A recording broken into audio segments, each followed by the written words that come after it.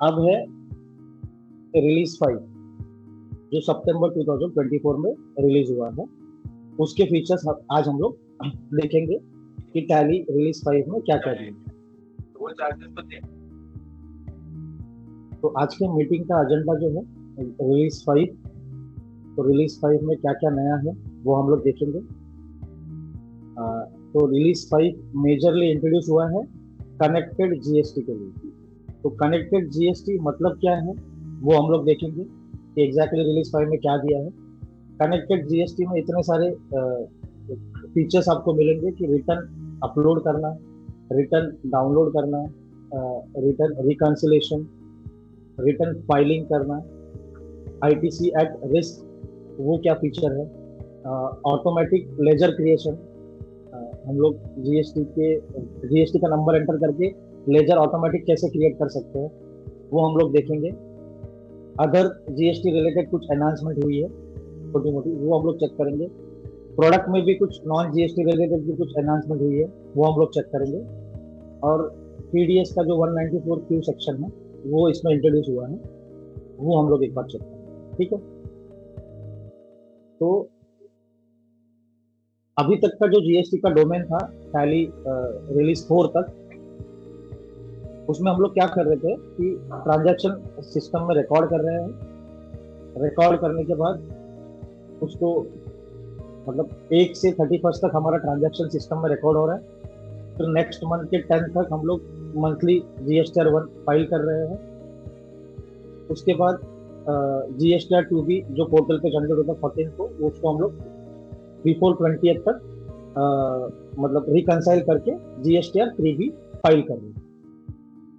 ठीक है, तो ये सिस्टम सब ऑफलाइन है। ऑफलाइन मतलब पहले कैसा था कि जीएसटीआर 1 उसका एक जेसन फाइल या एक्सेल फाइल हम लोग जनरेट करते थे।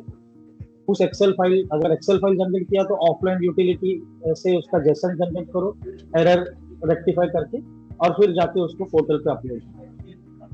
या फिर अगर डायरेक्टली जो जेसन फाइल जनरेट करते थे तो जेसन फाइल जनरेट करो, एक्सपोर्ट करो टैली से, पोर्टल पे जाके मैनुअली अपलोड करो। फिर उसमें कुछ एरर आएगा, फिर एरर के बाद फिर आप उसको ऑफलाइन टूल में ओपन करिए। ऑफलाइन टूल में ओपन करके उसमें क्या एग्जैक्टली एरर्स है वो चेक कीजिए। एरर्स चेक करके फिर से उसको रेक्टिफाई करके फिर नया जेसन फाइल जनरेट करके फिर उसको अपलोड कीजिए।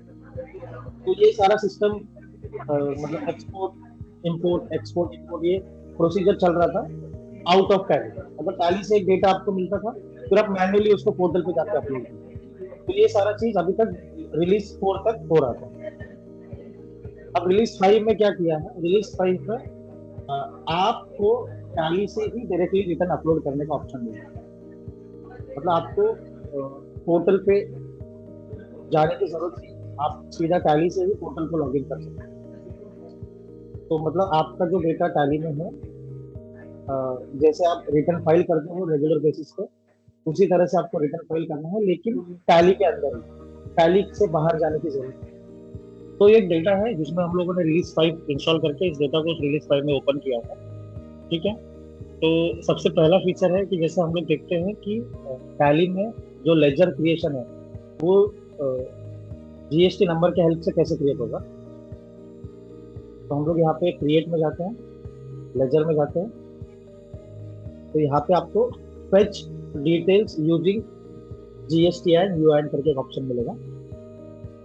यहाँ पे जैसे आप क्लिक करोगे तो जो पार्टी का जीएसटी नंबर है वो आपको यहाँ पे लिखना है। मैं लिखता हूँ एक सैंपल नंबर।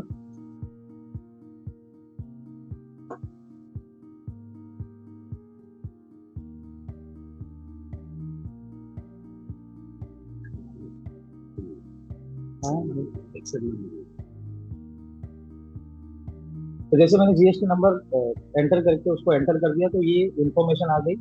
जो लेफ्ट साइड वाली है वो पोर्टल पे अवेलेबल इंफॉर्मेशन है। अगर आप चाहते हो इसका लेजर क्रिएट हो तो आप उसको एंटर एंटर करके आप जैसे आगे बढ़ोगे तो उसका लेजर भी क्रिएट होगा। यहाँ पे एक्सेप्ट का एक बटन है जिससे वो लेजर क्रिएट होगा। इसमें और एक अपडेट है कि जैसे यहाँ पे राइट साइड में अगर आप देखो तो फाइलिंग हिस्ट्री करके एक ऑप्शन है। इस पर आप क्लिक करोगे फाइलिंग हिस्ट्री पे तो उस पर्टिकुलर जीएसटी नंबर रिलेटेड जो जीएसटी का उसका रजिस्ट्रेशन सर्टिफिकेट दिखता है, उसके हिसाब से ऊपर पूरा इन्फॉर्मेशन उसका दिख जाता है कि वो कौन से एडिशनल प्लेसेस पे उसका बिजनेस रजिस्टर्ड है, वो एक्टिव है, इनएक्टिव है, क्या उसका डिटेल रजिस्टर्ड है, और उसका लास्ट 6 मंथ्स का फाइलिंग। ठीक है। दूसरा, ई इनवॉइस इस पर्टिकुलर जो कस्टमर या सप्लायर आपका है उसको एप्लीकेबल है या नहीं है, वो यहाँ पे स्टेटस आपको दिख जाता है, ई इनवॉइस एप्लीकेबल है या नहीं। और उसका लास्ट GSTR 1 GSTR 3 भी लास्ट 6 मंथ्स का फाइलिंग आपको टैली में ही दिख जाता है। तो ये सारी चीजें हम लोग पहले पोर्टल से बाहर, मतलब सॉरी, टैली से बाहर जाके जीएसटी के पोर्टल पे या जीएसटी के वेबसाइट पे चेक करते थे, वो आप अभी विद इन द टैली ही चेक कर सकते हैं। ये एक ऑप्शन टैली ने नया इंट्रोड्यूस किया है जो कनेक्टेड एनवायरनमेंट में आता है, और इसी को आप, अगर आपको कोई लेजर सेव करना है, आप एंटर एंटर एंटर करके आगे जाओगे तो ये लेजर उसका क्रिएट हो जाएगा। आपको सिर्फ यहाँ पे आप ये क्रेडिटर है या डेटर है वो सिलेक्ट करना है, और उसकी बाकी जो इंफॉर्मेशन होती है, जैसे उसका मोबाइल नंबर है, उसका तो कांटेक्ट पर्सन का नाम, फोन नंबर, ये सारी डिटेल आपको अपडेट करनी होगी। बाकी उसका नाम एज पर गवर्नमेंट पोर्टल, जो जीएसटी पोर्टल है, वो ऑटोमेटिकली फेच हो जाएगा। उसका एड्रेस भी, जो प्राइमरी एड्रेस रजिस्टर है जीएसटी के पोर्टल पे, वो ऑटोमेटिकली फेच होकर उसका लेजर क्रिएट हो जाएगा। यहाँ पे अगर आप देखो तो यहाँ पे जीएसटी नंबर भी फेच होकर आ जाएगा। तो ये एक फीचर है जो रिलीज 5 में इंट्रोड्यूस हुआ है। इसमें दूसरा फीचर सेम इसमें कि मल्टीपल जीएसटी का एक साथ लेजर क्रिएट करना, तो वो भी क्रिएशन का ऑप्शन यहाँ पे दिया है। जैसे आप डिस्प्ले में जाते हो, स्टैट्यूटरी रिपोर्ट,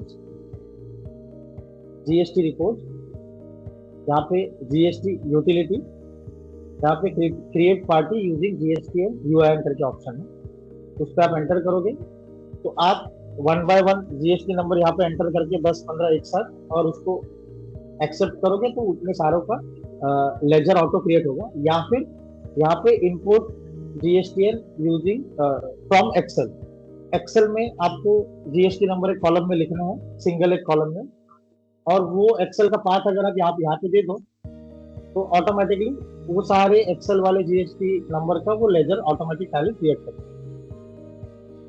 तो वो एक ऑप्शन भी अवेलेबल है। ठीक है। तो मास्टर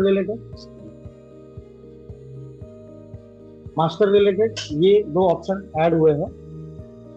उसके बाद चलते हैं GSTR 1 फाइलिंग में। उसके पहले और एक दो फीचर ऐड हुए वो बताता हूँ। जैसे आप यहाँ पे देखोगे टॉप पे एक नोटिफिकेशन का बटन आपको दिखता है। तो अभी क्या होता है, अभी जब कोई भी टैली का नया वर्जन आता है या कुछ भी आता है तो आपको यहाँ पे F1 में अपग्रेड में जाके चेक करना पड़ता है। आगे चल के क्या होगा कि जैसे आप रिलीज 5 पे चले जाओगे तो ये नोटिफिकेशन का एक विंडो है, नोटिफिकेशन में आपको जो भी नए अपडेट्स टैली से आएंगे या कुछ भी आपके टैली की एक्टिविटी पेंडिंग है, वो एक्टिविटी आपको यहाँ पे दिखेगी। जो जीएसटी रिलेटेड एक्टिविटी है, जैसे आपने कोई रिटर्न अपलोड किया है लेकिन बीच में इंटरनेट डिस्कनेक्ट हो गया, ये सारी चीजों का जो स्टेटस है वो नोटिफिकेशन वाले विंडो में आपको दिखेगा। ये एक फीचर एडिशनल ऐड हुआ है। ठीक है। अब GSTR 1 टैली से डायरेक्टली अपलोड करने के लिए क्या करना पड़ेगा। ठीक है। अब जीएसटी का जो, जहाँ पे हम लोग जाके जीएसटी एनेबल करते हैं, मैं वहां पे जाता हूँ कंपनी में, फीचर्स, यहाँ पे जीएसटी, यहाँ पे कुछ स्क्रीन अपडेट हुई है। जैसे यहाँ पे आप जाओ तो ये सारी स्क्रीन प्रॉपर है। यहाँ पे एक मंथली क्वार्टरली पहले से है, लेकिन ये मंथली क्वार्टरली क्यों बता रहा हूँ, क्योंकि मंथली जो रेगुलर पेयर है वो मंथली जीएसटी रिटर्न भरते हैं, फाइल करते हैं, और जो आईएफएफ में आते हैं वो क्वार्टरली रिटर्न फाइल करते हैं। ठीक है। तो जब आईएफएफ का रिटर्न आपको फाइल करना है या आईएफएफ रिलेटेड डेटा आपको अपलोड करना है तो यहाँ पे क्वार्टरली सिलेक्ट करना जरूरी है, तब वो आईएफएफ में काउंट होगा। ठीक है। मंथली में जाने के बाद यहाँ पे अगर आप देखो तो यहाँ पे एक ऑप्शन मिला है आपको कि जीएसटी का यूजर नेम, तो जो भी आप जीएसटी पोर्टल पे यूजर नेम लिखते हो वो यूजर नेम यहाँ पे लिखना है। उसके बाद मोड ऑफ फाइलिंग, कि आप जो जीएसटी रिटर्न फाइल करते हो वो कैसे करते हो, ये मतलब वन टाइम ओटीपी से करते हो या बीएसटी से करते हो।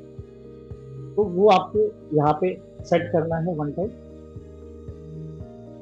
ठीक है, तो बिफोर फाइलिंग आपको ये सारी चीजें सेट करनी है। ठीक है, अब मैंने ये ऑलरेडी सेट किया है। अब मैं जीएसटी के रिपोर्ट में जाता हूँ, display more report, statutory report, GST report, GSTR 1। ठीक है, यहाँ पे मैं जाता हूँ April 24। अब आपको ऑलरेडी पता है रिलीज 4 तक आपने यूज किया है, तो अनसर्टन ट्रांजैक्शन है वो जीरो होनी चाहिए बिफोर अपलोड। तो अब यहाँ पे दिख रहा है कि रेडी फॉर अपलोड और नॉट अपलोडेड, ये दो ऑप्शन यहाँ पे दिख रहे हैं आपको। अब ये वाउचर्स को हम लोगों को गवर्नमेंट के पोर्टल पे अपलोड करना है टैली से।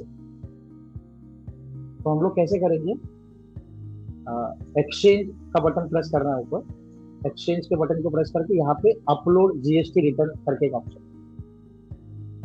तो जैसे आप अपलोड जीएसटी रिटर्न करोगे तो वो जो पहले एक्सपोर्ट का जो फॉर्म है सेम फॉर्म यहाँ पे खुल जाता है। ठीक है, तो एक्सपोर्ट मतलब हम लोग जेसन या एक्सेल जो भी फॉर्मेट में हम लोग को एक्सपोर्ट करना है, उसके लिए हम लोग एक्सपोर्ट बटन यूज करते हैं।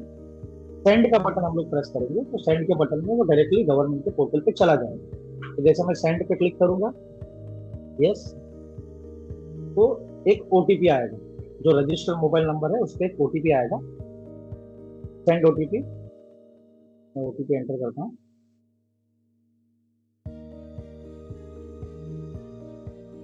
तो यहाँ पे आ गया upload is successful for Tamil Nadu, registration April 24।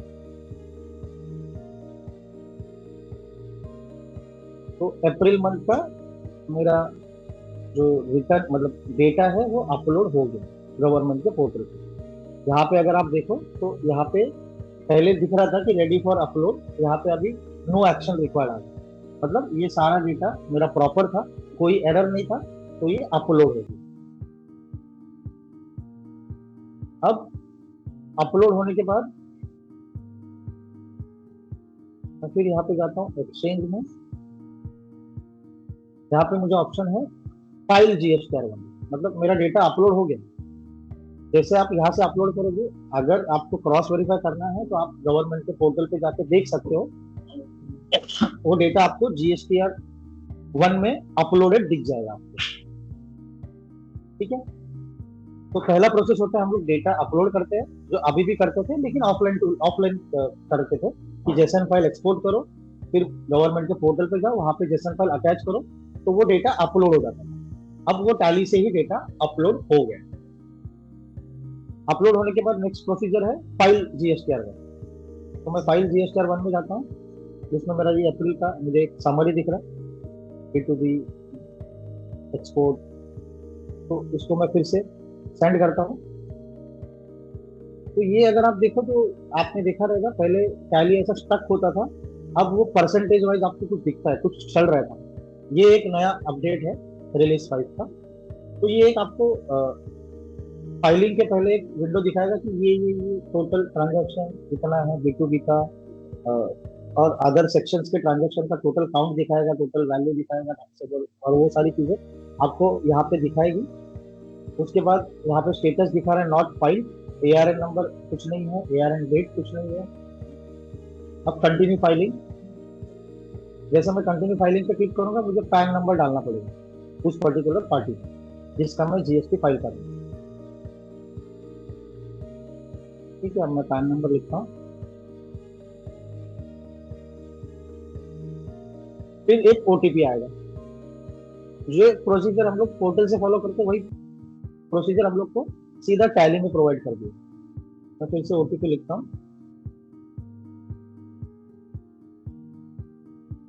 तो ये GST मेरा फाइल हो गया।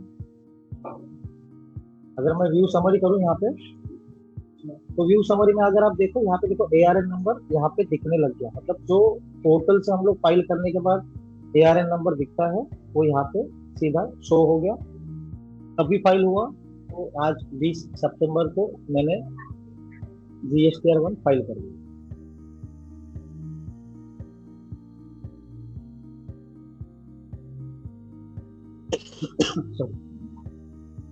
तो इतना सिंपल प्रोसेस टैली रिलीज 5 में दिया है। जिससे आप डेटा गवर्नमेंट के पोर्टल पे अपलोड कर सकते हो। अपलोड करने के बाद उसको GSTR 1 फाइल भी डायरेक्टली टैली से ही होगी। ठीक है। अब हम लोग चेक करते हैं और एक डेटा अपलोड करते हैं, एक और एक मंथ का जिसमें एरर्स है। अभी के डेट में क्या होता है कि हम लोग पहले GSTR 1 एक्सपोर्ट करते हैं गवर्नमेंट के पोर्टल पे, उसको अपलोड करते हैं, फिर वहां पे कुछ एरर आ जाता है। जिस एंट्रीज में एरर है वो एंट्रीज को मुझे फिर से रेक्टिफाई करना पड़ता है, फिर एक नया जेसन फाइल जनरेट करो, फिर अपलोड करो। अब इसमें क्या दिया है कि जैसे आप यहाँ से कोई डेटा अपलोड कर रहे हो तो उसका एरर आपको टैली में ही पता चल जाएगा। फॉर एग्जाम्पल, जैसे हम लोग जाते हैं GST रिपोर्ट में मंथ ऑफ मे में, तो मे में मेरा 22 एंट्रीज है जो रेडी फॉर अपलोड दिखा रहा है। ठीक है।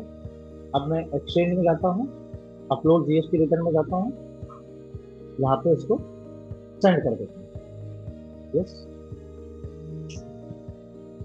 अब क्या दिखा है यहाँ पे, upload was completed with some errors. जो May 24 का रिटर्न हम लोग GST का डेटा अपलोड कर रहे हैं गवर्नमेंट के पोर्टल पे, उसमें कुछ एरर है, तो refer GSTR 1 for more details. ठीक है। अब refer GSTR 1 for more detail मतलब क्या होगा कि आपको टैली के अंदर ही पता चल गया कि एग्जैक्टली एरर क्या है। अब मैं जैसे यहाँ पे फिर से GSTR 1 में आया तो यहाँ पे क्या दिखा है, 21 ट्रांजेक्शन अपलोड हो गए, एक ट्रांजेक्शन नहीं हुई।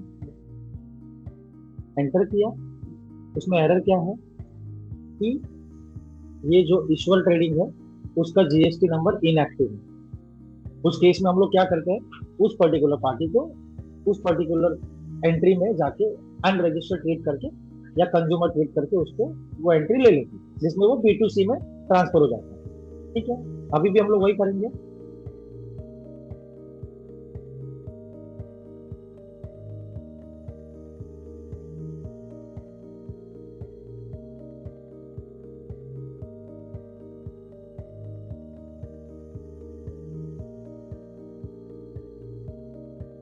दूसरा एरर है HSN समरी का, कि HSN summary length of entered HSN code is not valid as per AAPA। मतलब अभी इस नए वाले वर्जन में और एक ऑप्शन ऐड हुआ है, वो भी मैं दिखाता हूँ। मैं फिर से गेटवे टैली पे आता हूँ, company features, set alter GST rate and other details. यहाँ पे मैं यस करता हूँ तो यहाँ पे एक ऑप्शन आया है, क्रिएट HSN समरी फॉर।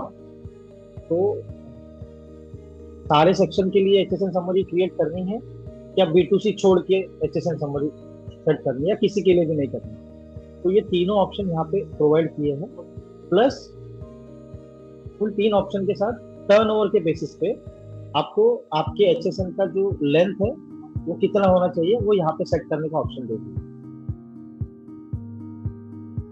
तो वो अगर आप एक बार सेट कर दोगे तो उसके बेसिस पे आप जो HSN समरी या HSN रिलेटेड जो क्वेरीज आती है आपको, वो on the spot GSTR 1 file करते समय ही आपकी रिजॉल्व हो जाएगी। तो ये सारी चीजें रिलीज 5 में, लेटेस्ट वर्जन जो रिलीज 5 है उसमें in with in the tally ही दी, जो आपको पहले बाहर जाके करना पड़ता था, टैली के बाहर जाके जो टाइम वेस्ट होता था वो खत्म हो गया। थर्ड है, और एक प्रोसीजर हम लोग करते हैं थर्ड, जैसे ये तो एरर पता चल गया आपको, एरर को रेक्टिफाई करना है, फिर से अपलोड करना है, तो रिमेनिंग एंट्रीज है वही अपलोड होगी, आपका काम हो जाएगा। थर्ड है, हम लोग अगर जून का एंट्री रेक्टिफाई करते हैं, जून का रिटर्न अपलोड करते हैं,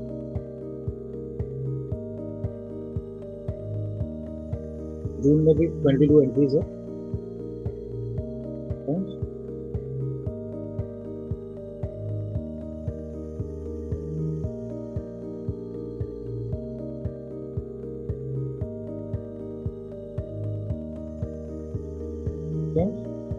अपलोड GSTR 1 सेंड। अब क्या होता है, बहुत सारे लोग इंडिया में लास्ट डेट को ही GSTR फाइल करते हैं या एक दिन पहले, जिस समय पोर्टल पर रश होता है। उस केस में क्या होता है, आपका डेटा तो इस तरह का एरर आ सकता है, upload in progress, get the latest status using alt Z exchange replace GST। मतलब क्या है, आपने डेटा अपलोड किया है, वो प्रोसेस में भी है, लेकिन पोर्टल तक पहुंचा है, लेकिन वो अपडेट नहीं हुआ पोर्टल पर। तो हो सकता है इनकेस जब आप जीएसटी रिटर्न टैली से फाइल करते हो, उस समय इंटरनेट चला जाए या कुछ भी रीजन हो सकता है एक्स्ट्रा, तो उस समय इस तरह के एरर्स भी आपको आ सकते हैं। तो इस तरह के एरर्स के लिए टैली ने यहाँ पे एक, तो मैंने जैसे स्टार्टिंग में आपको बताया, एक नोटिफिकेशन का बटन दिया। आप नोटिफिकेशन पर क्लिक करोगे तो बताएगा कि जीएसटी रिटर्न का एक्टिविटी अभी भी इन प्रोग्रेस है। आप रिफ्रेश, ड्रिल डाउन करके रिफ्रेश या कैंसिल रिटर्न एक्टिविटी कर सकते हो। तो यहाँ पे आप एक्सचेंज में जाओ, एक्सचेंज में रिफ्रेश जीएसटी स्टेटस पे क्लिक करो, तो यहाँ पे रिफ्रेश, अब ये सक्सेसफुल हो गया। तो ये सारी चीजें जो रेगुलर रिटर्न आप फाइल करते हैं उस समय आपको आती है, वो टैली में with in the tally he solve करने का ऑप्शन आपको प्रोवाइड कर दिया। जीएसटीआर 1 का मतलब जो रेगुलर जीएसटीआर 1 पेयर है, या जो बहुत सारे लोगों के जीएसटीआर 1 है, वो चार्टर्ड अकाउंटेंट फाइल करते हैं, उनके लिए भी ये हेल्प वाला काम हो गया।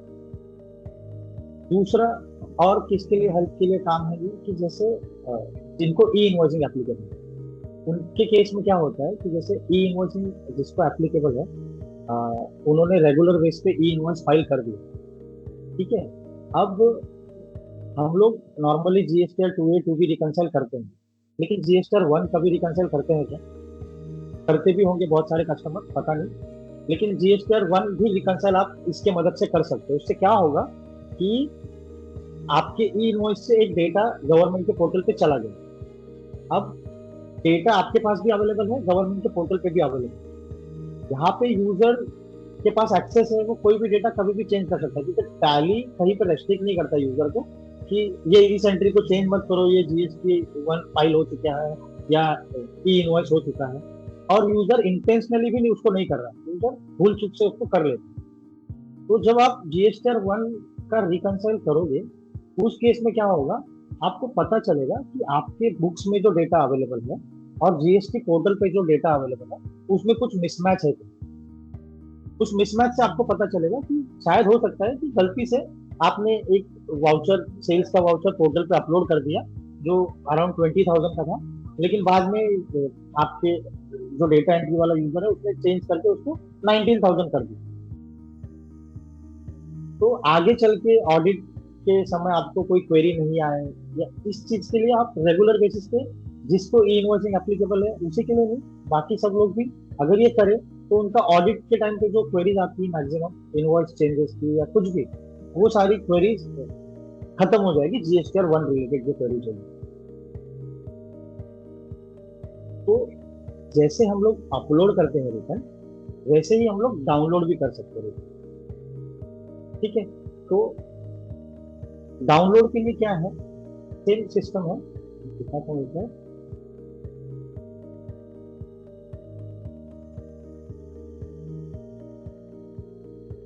एक्सचेंज में सारा ऑप्शन आपको एक्सचेंज में मिलेगा, डाउनलोड जीएसटी रिटर्न करके ऑप्शन मिलेगा आपको। तो डाउनलोड जीएसटी रिटर्न में बाय डिफॉल्ट ये सारा दिख रहा है कि तमिलनाडु रजिस्ट्रेशन का मेरा जीएसटीआर 1 डाउनलोड करो, जीएसटीआर 2A डाउनलोड करो, 2B डाउनलोड करो, 3B डाउनलोड करो, जो भी अवेलेबल है वो सारा डाउनलोड, ठीक है। अब यहाँ पे कॉन्फ़िगर का भी ऑप्शन है कि मुझे सारे रिटर्न्स नहीं करने, एक ही रिटर्न करना, वो भी कर सकते हैं। सिर्फ कोई स्पेसिफिक पीरियड का ही करना है, वो भी कर सकते हैं। बाय डिफॉल्ट टैली क्या करता है, लास्ट जो भी डाउनलोड अभी तक नहीं किया है वो सारा पीरियड और सारा रिटर्न आपको दिखा देती है यहाँ पे, ठीक है। अब हम लोग एक बार कोई रिटर्न डाउनलोड करते हैं, तो मैं यहाँ पे डाउनलोड पे क्लिक करता हूँ। अभी के केस में क्या था, अभी तक रिलीज 4 में हम लोग जेसन फाइल डाउनलोड करते थे। अगर आप टैली का 2A 2B रिकंसिलेशन यूज करते हो, उनको बता रहा हूँ कि अभी तक हम लोग ऑफलाइन सब करते थे कि ऑफलाइन पोर्टल पे जाओ, पोर्टल से ये 2A 2B डाउनलोड करो, फिर उसको एक स्पेसिफिक फोल्डर में रखो, फिर टैली में आके उसको अपलोड करो, फिर उसका रिकंसिलेशन करो। ये प्रोसेस टैली में पहले ऑफलाइन होता था, अब विद इन द टैली होता है। तो मैं डाउनलोड रिटर्न पे जाता हूँ, डाउनलोड कर लेता हूँ, यस। फिर ओटीपी पूछेगा 1 2 3। ये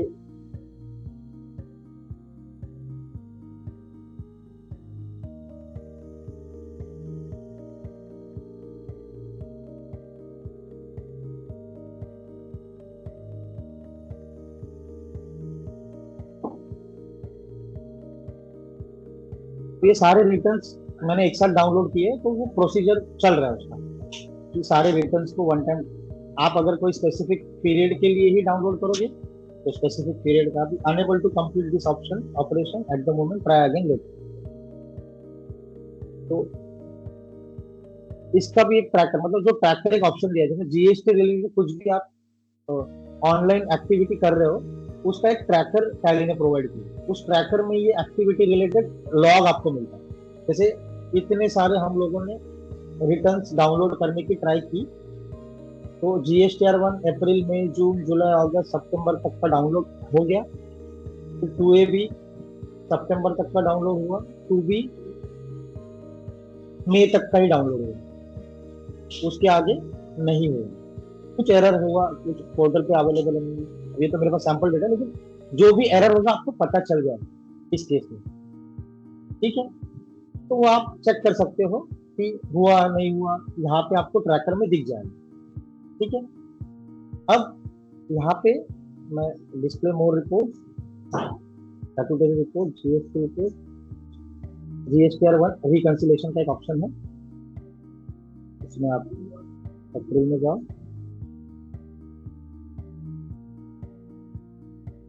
तो जब आप आपका GSTR 1 डाउनलोड करते हो तो आपको ऑटोमेटिकली पता चल जाता है कि कुछ ना कुछ मिसमैच है, क्योंकि आपका खुद का ही डेटा है। 2A 2B तो दूसरे का डेटा हम लोग पंच कर रहे हैं, लेकिन ये तो आपका खुद का इनवॉइस है। इस खुद मतलब आपके खुद के इनवॉइस में भी मिसमैच हो सकता है, ये GSTR 1 रिकंसिलेशन के रिपोर्ट में आपको पता चल जाए। तो अवेलेबल ओनली इन बुक्स, मतलब ये शायद एंट्री हो सकती है बाद में एंटर हुई। अवेलेबल ओनली ऑन पोर्टल, कुछ ना कुछ मिसमैच है, उसके वजह से ये एरर्स आपको आ सकती है। तो इस केस में आपको हम लोग रेकमेंड करेंगे, हमारे सारे कस्टमर्स, एएमसी कस्टमर्स को, आप रेगुलरली GSTR 1 भी फाइल किया करो, जिससे आपका जो जीएसटी ऑडिट रिलेटेड जो डेटा है या जीएसटी ऑडिट रिलेटेड कुछ भी आपको क्वेरी आती रहेगी, वो जीरो के बराबर होगी। तो ये एक बेनिफिट हुआ कि GSTR 1 आपका टैली से डायरेक्टली फाइल हो सकता है। 2A 2B रिकंसिलेशन भी टैली से ही होता है। 3B भी आपका टैली से ही फाइल होगा। आप यहाँ पे 3B में जाओ,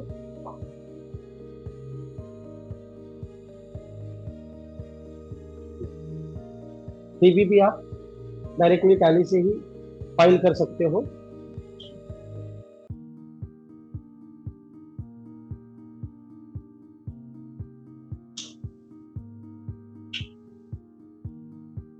फाइलिंग,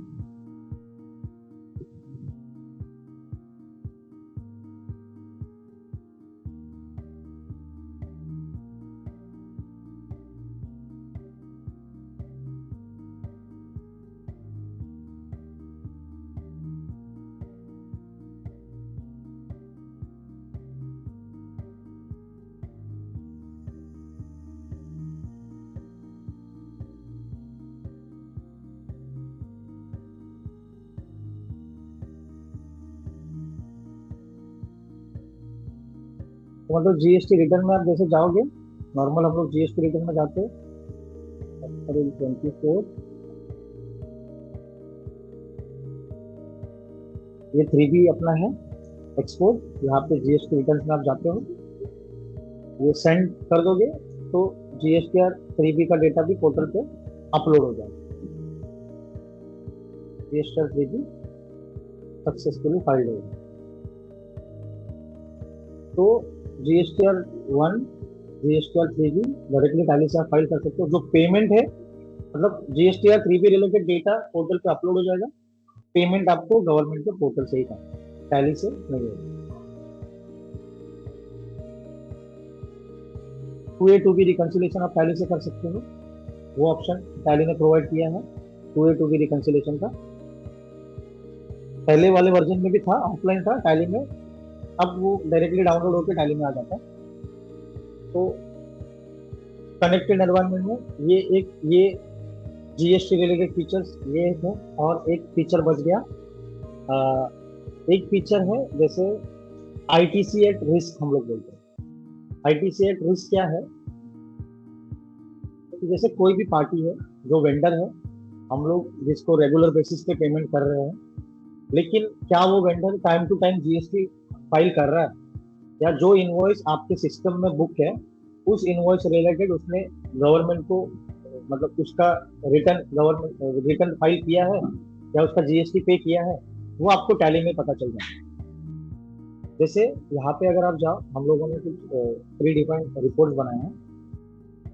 तो जैसे ये पार्टी है, ये पार्टी के इतने सारे इनवॉइसेस हैं।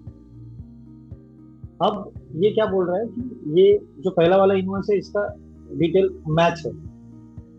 एक आपको दिखेगा आईटीसी एट रिस्क करके कॉलम दिख रहा है, डिफरेंट इन टैक्स। इसमें क्या है कि उसका अमाउंट है 35,400। ठीक है, लेकिन उसने, अगर आप यहाँ पे जीएसटी पोर्टल व्यू करके देखो,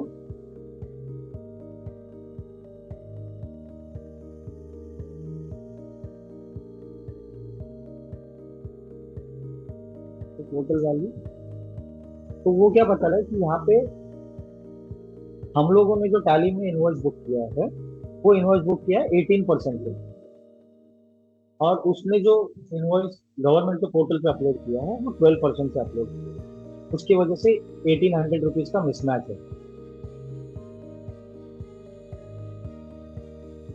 तो आईटीसी एट रिस्क आप at the time of payment check कर सकते हो कि कौन सा पार्टी है जो टाइम टू टाइम, यहाँ पे देखो अवेलेबल ओनली इन बुक्स।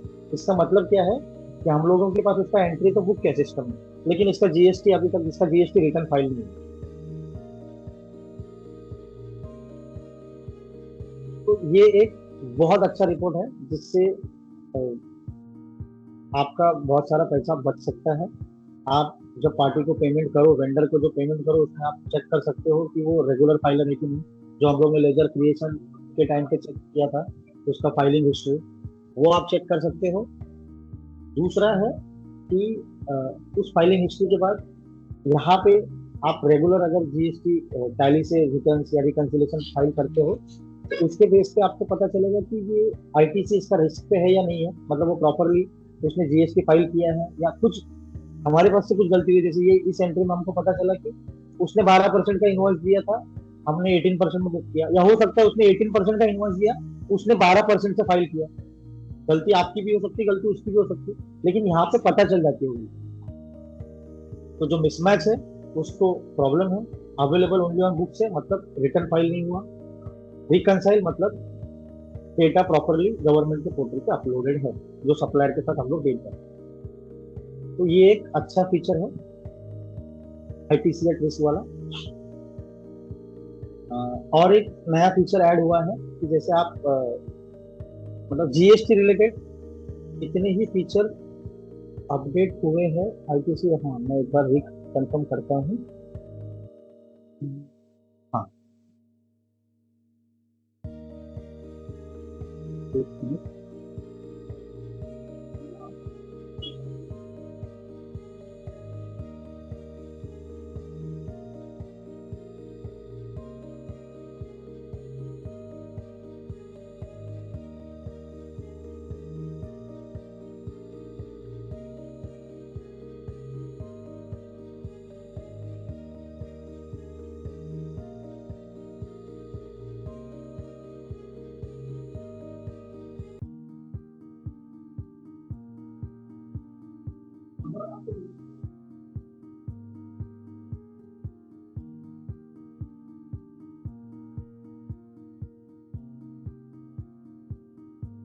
और एक रिपोर्ट, मतलब और एक छोटा एनहांसमेंट है कि जो हम लोग पार्टी के बिल्स जो सॉर्ट होते हैं, जब हम लोग eight the time of payment, तो वहाँ पे सॉर्टिंग मेथड का ऑप्शन ऐड हुआ है।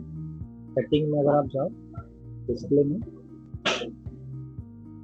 तो sorting method for pending bills in voucher, तो ये एक सॉर्टिंग मेथड का एक नया ऑप्शन ऐड हुआ है कि जैसे आपको जो भी बिल सॉर्ट होते हैं एंट्री लेवल पे, जैसे आप किसी को पेमेंट कर रहे हैं तो नॉर्मली वो डिफॉल्ट में जो जो नंबर रहेगा, रेफरेंस नंबर, उसके बेस पे वो सॉर्ट होते हैं। यहाँ पे आप उसका सॉर्टिंग का मेथड चेंज कर सकते हैं कि व्यू डेट के बेसिस पे वो पहले इंक्रीजिंग ऑर्डर में दिखे या डिक्रीजिंग ऑर्डर में दिखे, फाइनल बैलेंसेस के बेसिस पे वो इंक्रीजिंग या डिक्रीजिंग के बेसिस पे दिखे। तो वो ऑप्शन यहाँ पे ऐड हुआ है नए वाले वर्जन में। ठीक है। उसके बाद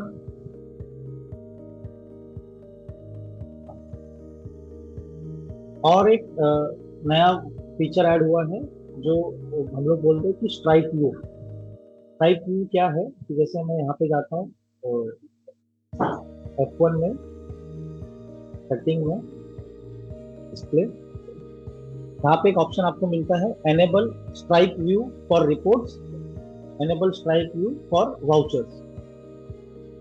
एक नया व्यू टैली में ऐड हुआ है, हम लोग इसको एनेबल करते हैं। जैसे आप कोई भी ये स्टॉक के रिपोर्ट पे जाते हो तो बैलेंस शीट में तो आपको दिख रहा है grey white grey white grey white, तो इसको स्ट्राइक व्यू बोलते हैं। तो ये एक नया स्ट्रक्चर, रिपोर्ट का स्ट्रक्चर ऐड हुआ है जिसमें कोई भी रिपोर्ट में आप जाओ, ट्रायल बैलेंस में जाओ, सब जगह पे आपको ये स्ट्राइक वाला व्यू दिखेगा। तो उससे आपको कुछ सॉर्ट करना है प्रॉपरली, जो प्रिंट आउट निकाल के, तो वो आप कर सकते हैं। इवन कोई भी वाउचर में आप जाते हो, जैसे ये वाउचर है, वाउचर भी आपको स्ट्राइक व्यू में दिखेगा। उसका प्रिंट प्रिंट में भी आपको अगर स्ट्राइक व्यू चाहिए तो यहाँ पे प्रिंट में भी आपको ऑप्शन आता है कॉन्फ़िगर में स्ट्राइक व्यू। तो इस तरह से वो स्ट्राइक, मतलब जिसके पास मल्टीपल प्रोडक्ट्स जाते हैं तो वो एक प्रोडक्ट ग्रे होके जाएगा, एक प्रोडक्ट लाइट, फिर ग्रे, फिर black, ऐसा इस तरह से वो स्ट्राइक व्यू का यूज आप कर सकते हैं पहले में।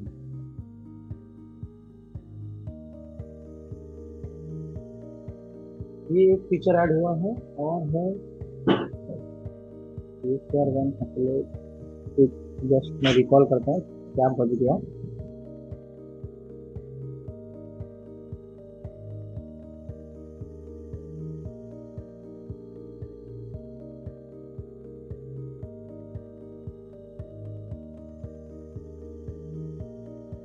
इतना तो क्लोजर पेज नहीं है।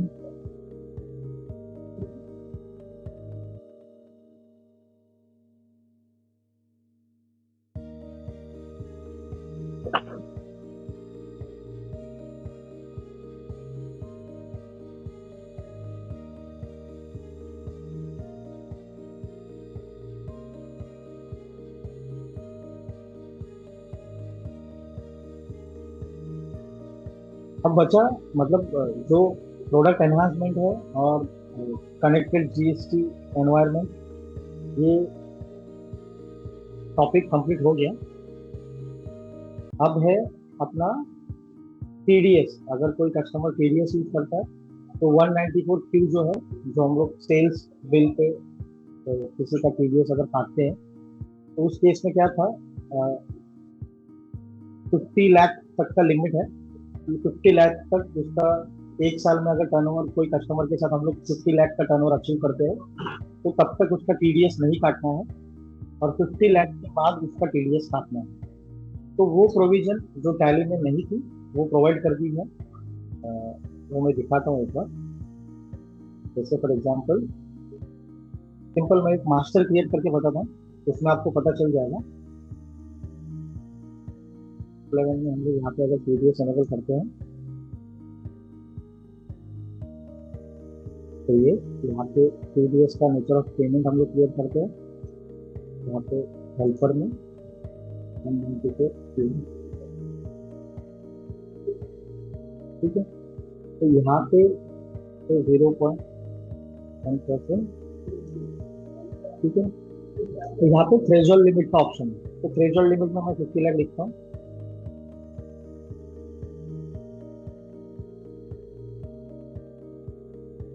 यहाँ पे एक ऑप्शन ऐड कर दिया, calculate tax on value exceeding the threshold exemption limit. तो ये जो एनहांसमेंट है ये पीडीएस के इसमें हुआ है। इससे क्या होगा कि जब तक इस पार्टी का 50 लाख सेल्स वैल्यू क्रॉस नहीं होता तब तक उसका टीडीएस नहीं कटेगा। और जैसे 50 लाख क्रॉस होगा तो 50 लाख के अबव वाली जितनी भी अमाउंट है उसके ऊपर टीडीएस कटना स्टार्ट होगा। 50 लाख तो उसको एग्जम्पशन है।